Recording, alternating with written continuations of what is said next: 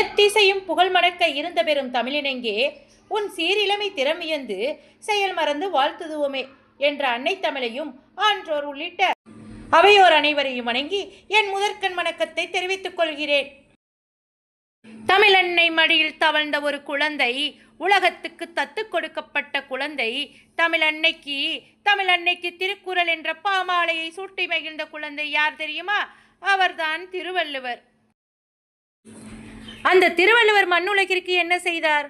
உலக நாகரிகம் தோன்றும் முன்பே, ஏன் மனிதன் தான் யார் என்பதை அறியும் முன்பே வாழும் வாழ்க்கை முறையை எடுத்து கூறியவர் வள்ளுவர்.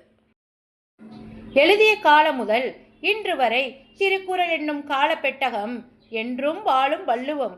திருக்குறள் என்னும் காலப்பெட்டகம் என்றும் வாழும் வள்ளுவம். நம் எல்லோர் மனமும் ஏங்குவது அன்புக்காகத்தானே? ஆம், நாம் எல்லோர் மனமும் ஏங்குவது அன்புக்காக.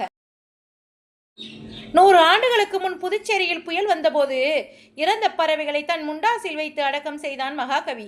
இதைத்தான் வள்ளுவன் அன்பிற்கும் உண்டோ அடைக்குந்தால் ஆர்வலர் புன்கண்ணீர் அது பூசல் தரும் என்றார். சின்ன டியூப்லைட் வாங்கி கொள்ளுத்தால் கூட உபயம் என்று பெயரிட்டு விளம்பரம் தேடும் உலகில் தான் செய்த செயலை வெளியில் சொல்ல விருப்பமில்லாமல் ஒரு மனிதர் கோவையில் வாழ்ந்தார். அவர் பெயர் சுப்பிரமணியம். உடலால் அவர் அழிந்து விட்டார். அவரிடம் சாப்பிட்டவர்கள் இருக்கும் வரை அவர் பெயர் இருக்கும். அதற்கு காரணம் வள்ளுவம் வாழ்வதால் தான். கொரோனா பரவல் காலத்தில் பொருளாதாரம் வலுவாக இருந்தவர்களுக்கு அது விடுமுறை காலம். அடுத்த வேளை சோற்றுக்கு அல்லாடும் மனிதர்கள் ஏராளம்.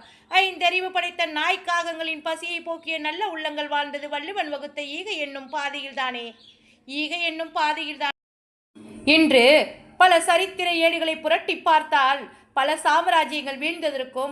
சாம்ராஜ்யங்கள் வீழ்ந்ததற்கும் சரித்திரங்கள் சாய்ந்ததற்கும் மனிதனின் ஆசையே காரணம். கல்லாமையில் பிறர் பொருளுக்கு ஆசைப்படாதே என்று கூறும் வள்ளுவன் வெகுளாமையில் கோபம் கொள்ளாதே என்று கூறினார். ராவணன் ஏன் அழிந்தான்? பிறர் பொருளுக்கு ஆசைப்பட்டதால் தானே அழிந்தான். இது சரித்திரம். வள்ளுவன் வகுத்த வழியில் சென்றிருந்தால் ராமன் அழிந்திருக்க மாட்டான். கன்னியாகுமரியில் 133 அடியில் ஏன் சிலை வைத்தார்கள் என்று தெரியுமா? 133 அதிகாரங்களை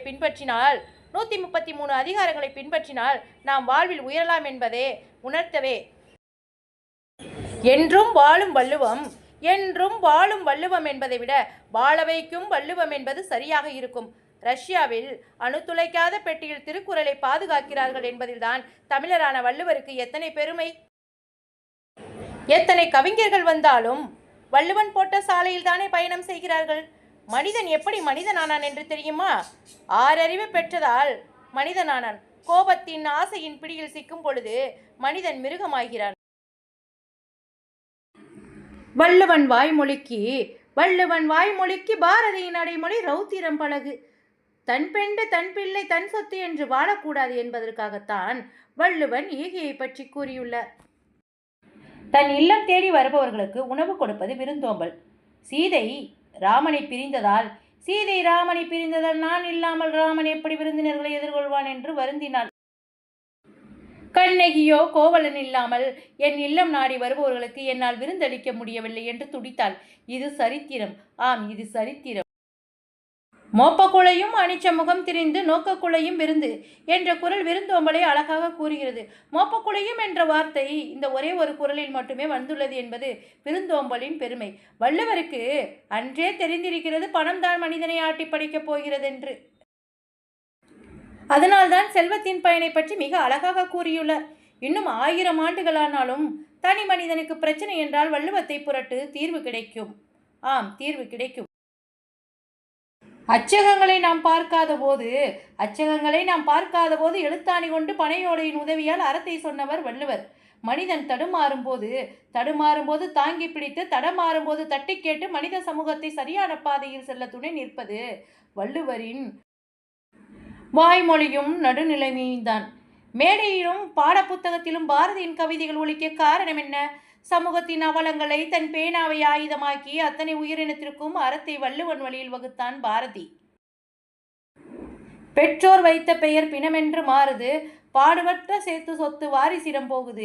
இறைவன் படைத்த உலகில் எதுவும் நிரந்தரமில்லை. ஆம், இறைவன் படைத்த உலகில் எதுவும் நிரந்தரம் என்பதில்லை என்பதை நிலையாமை என்னும் அதிகாரத்தில் கூறியுள்ளார் வள்ளுவர்.